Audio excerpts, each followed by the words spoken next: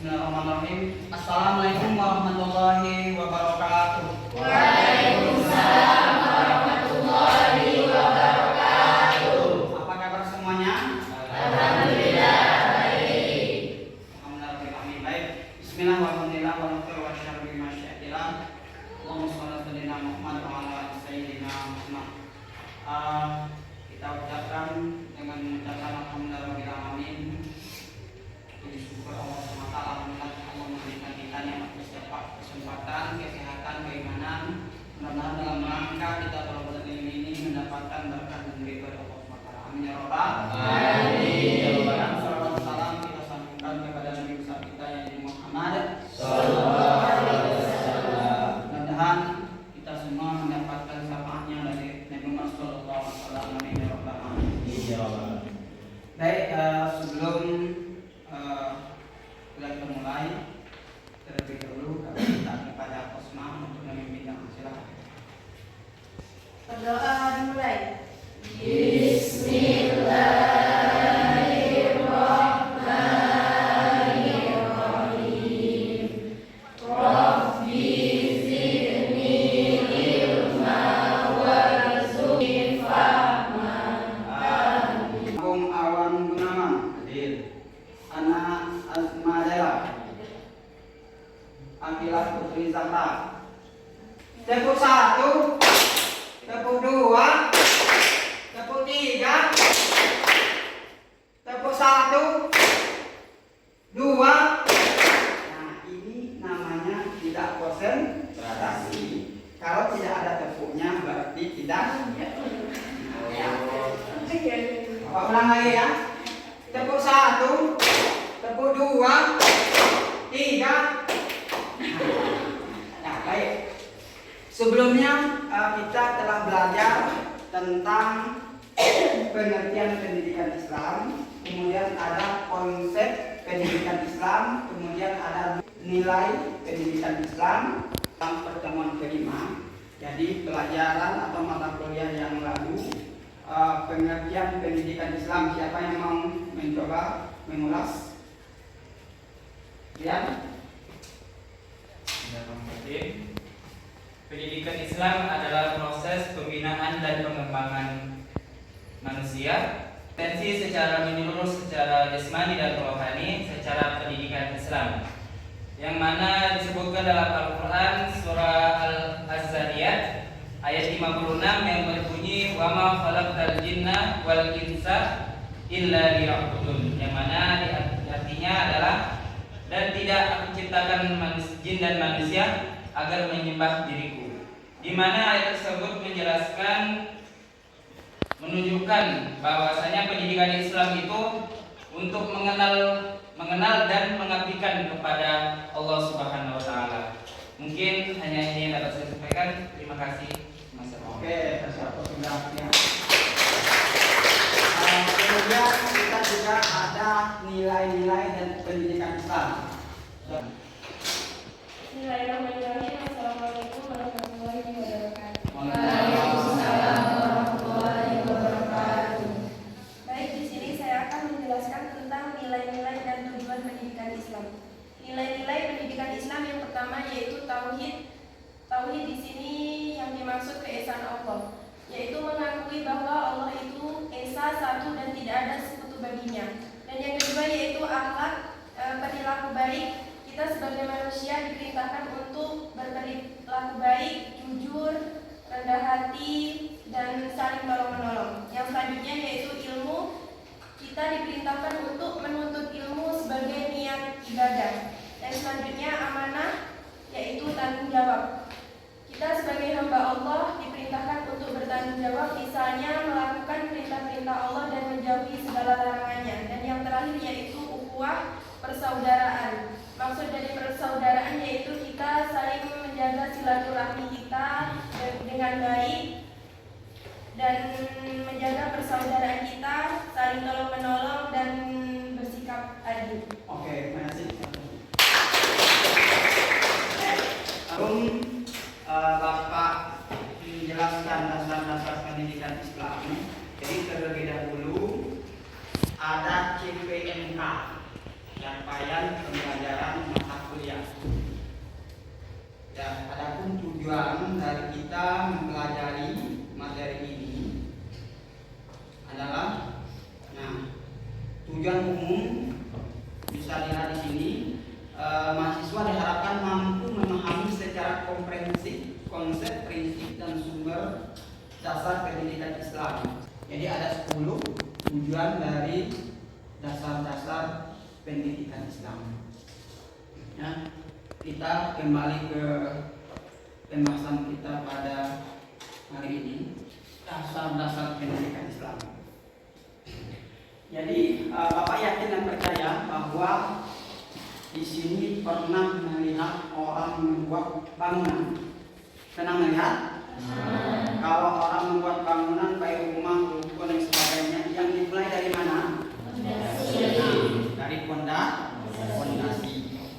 Dari pondasi itu apa saja material yang dibutuhkan? Ada batu bata, ada pasir, ada semen. Jadi banyak tambahan sehingga tujuan arah dari yang akan dibuat itu satu tujuan terarah. Dasar itu apa artinya? Landasan apa lagi? Arti dasar. Fondasi atau pokok utama. Dan fungsi dasar pendidikan Islam. Syarat asas bahasa Inggris secara bahasa seperti landasan, alas, fundament, pokok atau pangkal segala sesuatu pendapat, ajaran atau aturan, sehingga dapat dipahami bahwa dasar merupakan sumber dan sebab adanya sesuatu. Jadi landasan fondasi itu sumber menyebabkan adanya sesuatu atau aturan sesuatu. Kemudian maka dasar pendidikan Islam adalah landasan yang digunakan dalam proses pendidikan Islam dengan segala ajarannya. Dasar itu tentu saja harus bersumber dari falsafah hidup umat Islam. Kemudian fungsi dari dasar tersebut adalah memberikan arah kepada tujuan yang dicapai dan sekaligus sebagai landasan untuk berjalannya pendidikan Islam sebagai suatu kebutuhan dasar bagi manusia. Nah, ini kan jelas tadi. Kalau bangunan itu ada dasar, ada fondasinya, sehingga jelas itu membentuk bangunan seperti apa. Ketika dalam dasar-dasar pendidikan Islam, tentu kita punya landasan dasar-dasar dalam pendidikan Islam. Jadi secara mudah kita pahami dasar pendidikan Islam adalah landasan atau fondasi dalam pendidikan Islam.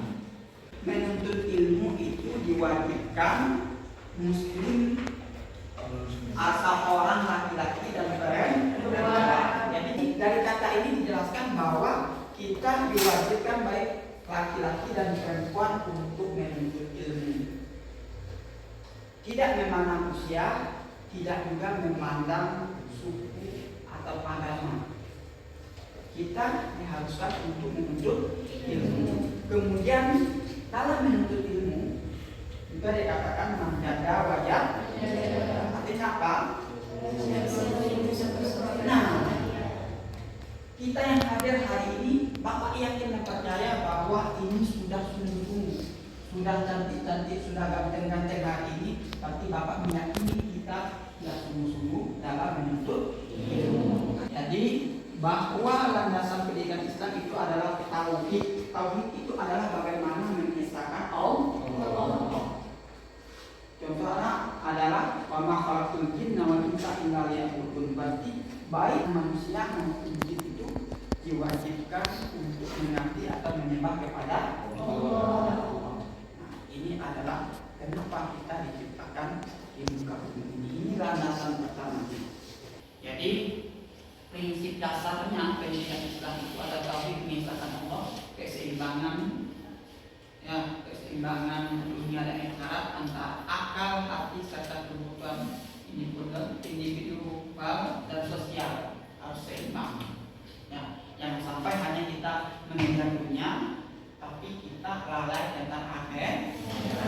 Seimbang. Akal kita juga imbangkan dengan hati kita. Jangan akal terus ke dunia, hati menolak. Akhirnya itu bentrok dan juga kita tidak bisa terarah.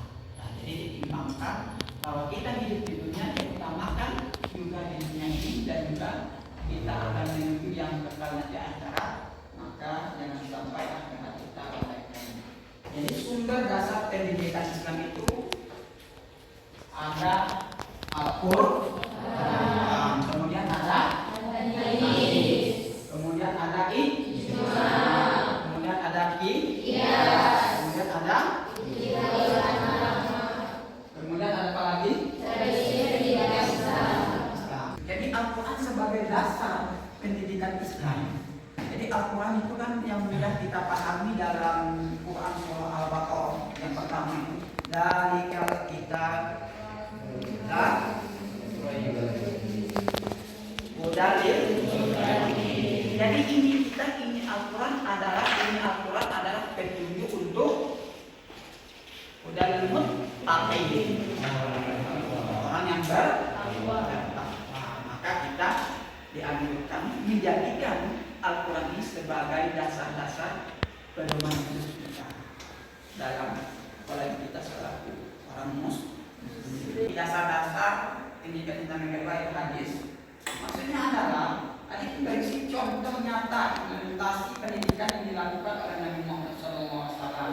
Kewajiban menuntut ilmu bagi laki-laki dan perempuan. Jadi hadis ini selain dari sifat, selain dari perbuatan, sikap yang Nabi Muhammad, hadis ini adalah sebagai acuan kita dalam pendidikan Islam. Nah, itu adalah bahwa pentingnya belajar dan mengajarkan ilmu secara terus. Jadi kita juga dianjurkan untuk membaca Al-Quran dan juga untuk mengajarkan. Untuk apa? Untuk diri kita dan orang lain. Kita mengajarkan dapat berkat karena Al-Quran adalah bisa menjadi syafaat, bisa menjadi penolong kita di akhir.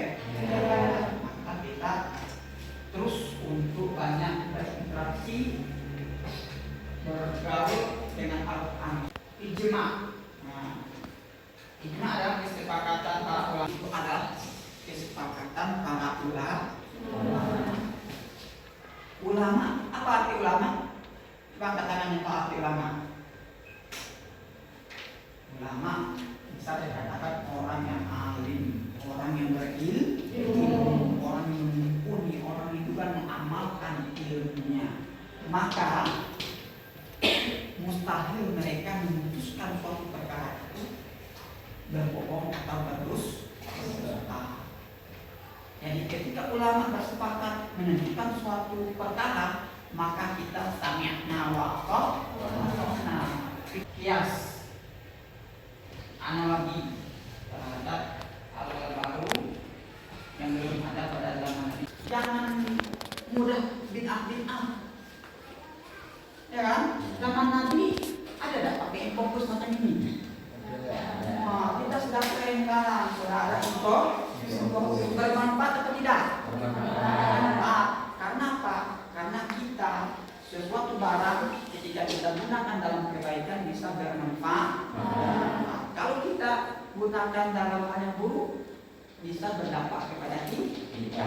Ini bisa baik dan juga bisa buruk dalam penggunaannya. Sebagai kias bahwa ini bisa digunakan dan sesuai dengan tuntunan Al-Quran. Ijtihad. Nah, kalau ijtihad adalah usaha intelektual ulama atau untuk menjawab persoalan baru. Nah, kalau ini pernah terjadi pada zaman Nabi ketika sahabatnya diberitahu nggak berangkat. Kalau temu suatu perkara yang tidak kamu temukan dalam Al-Quran, tidak kamu temukan dalam hadis, apa yang hendak kamu lakukan? Tentu dia berijtihad untuk memberikan suatu solusi. Kemudian terakhir, tradisi pendidikan Islam. Nah, tradisi pendidikan Islam yang warisan sejarah seperti pendidikan di masjid, madrasah, pesantren dan sebagainya. Contohnya adalah bagaimana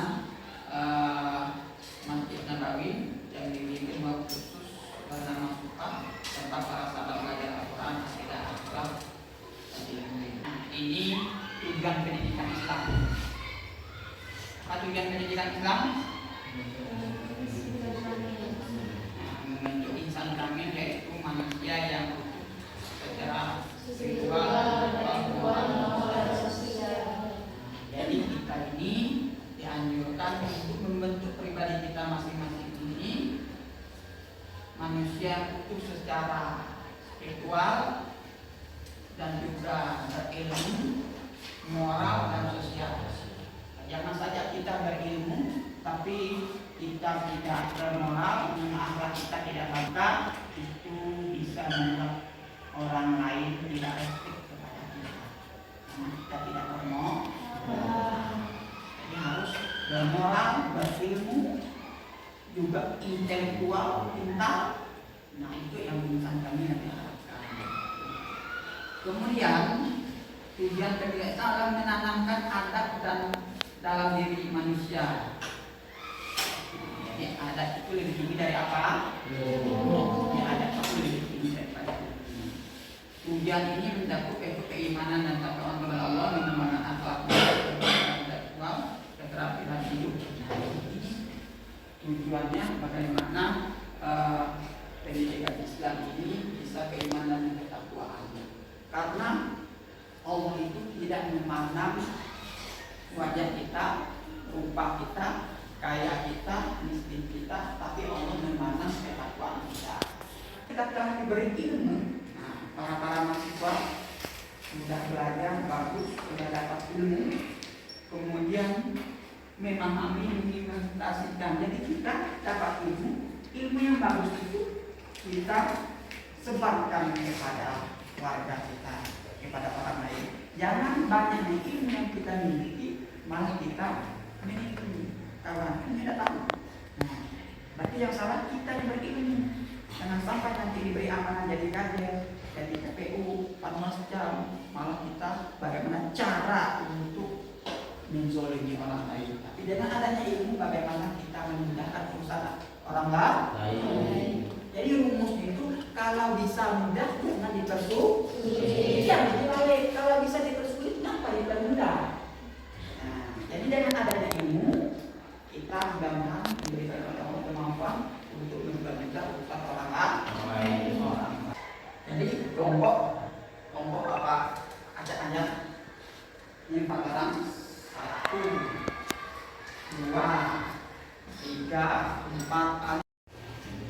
Ya kita dengarkan yang kelompok 3 yaitu tugas kelompoknya yaitu terkait Al-Quran. Silakan diberikan penjelasannya. Kenapa Al-Quran itu sebagai dasar pendidikan Islam? Baik, di sini tadi ada pertanyaan jelaskan mengapa Al-Quran itu sebagai sumber pendidikan Islam. Alasan Al-Quran sebagai sumber pendidikan Islam yang pertama yaitu untuk pedoman hidup. Al-Quran berfungsi sebagai pedoman hidup yang komprehensif, mencakup berbagai aspek kehidupan termasuk pendidikan. Yang kedua yaitu untuk sumber nilai. Al-Quran mengandung nilai-nilai luhur seperti keadilan, kejujuran, kasih sayang, dan tanggung jawab. Yang selanjutnya yaitu untuk dorongan untuk belajar. Banyak ayat dalam Al-Quran yang mendorong manusia untuk belajar, berpikir, dan menuntut ilmu. Yang selanjutnya untuk sumber inspirasi. Al-Quran menceritakan kisah-kisah Nabi dan orang-orang soleh yang dapat menjadi teladan dan inspirasi bagi peserta didik dalam menjalani kehidupan. Yang selanjutnya yaitu landasan pengembangan ilmu pengetahuan. Al-Quran juga mendorong manusia untuk mempelajari alam semesta dan fenomena-fenomena yang terjadi.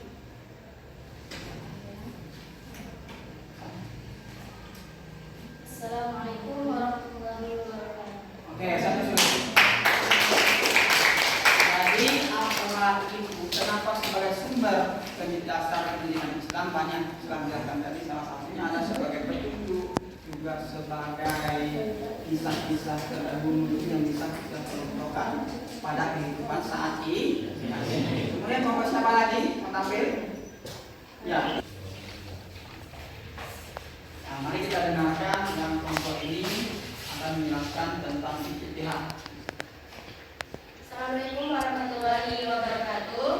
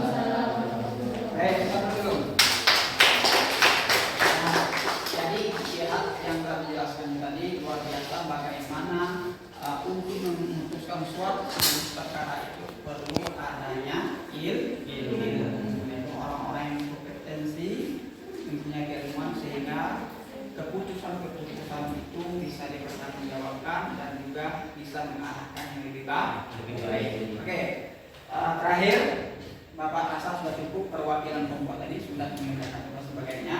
Kemudian Bapak minta satu orang memberikan apa kesimpulan materi-materi yang telah Bapak kita pelajari hari ini. Silakan kepada saudara Mas Lutfi. Kesimpulan materi hari ini yaitu dasar-dasar pendidikan Islam. Dasar-dasar pendidikan Islam mencakup dari dasar-dasar fondasi landasan pendidikan Islam tersebut, dari landasan Al-Quran, hadis, ijtima, ijtihad, dan tradisi pendidikan Islam. Dari dasar-dasar ini kita bisa menjadi acuan pertama kita untuk pendidikan Islam berkembang seperti apa, acuan tercapainya seperti apa. Mungkin itu saja kesimpulan yang saya sampaikan. Oke, siapa dulu? Dan itu adalah kesimpulan materi kita pada hari ini. Intinya adalah bagaimana kita menguatkan keimanan tauhid kita, kesatuan kita kepada Allah Subhanahu wa taala, bahwa kita harus mempunyai keseimbangan di dunia dan akhirat. Jadi kita sebagai insan kamil harus mampu menjamin pribadi kita bisa mengimbangkan kehidupan di dunia ini untuk akhirat. Karena apa? Kehidupan yang itu adalah di akhirat. Mungkin itu yang dapat Bapak sampaikan. Mari kita tutup dengan melafalkan hamdalah. Alhamdulillah.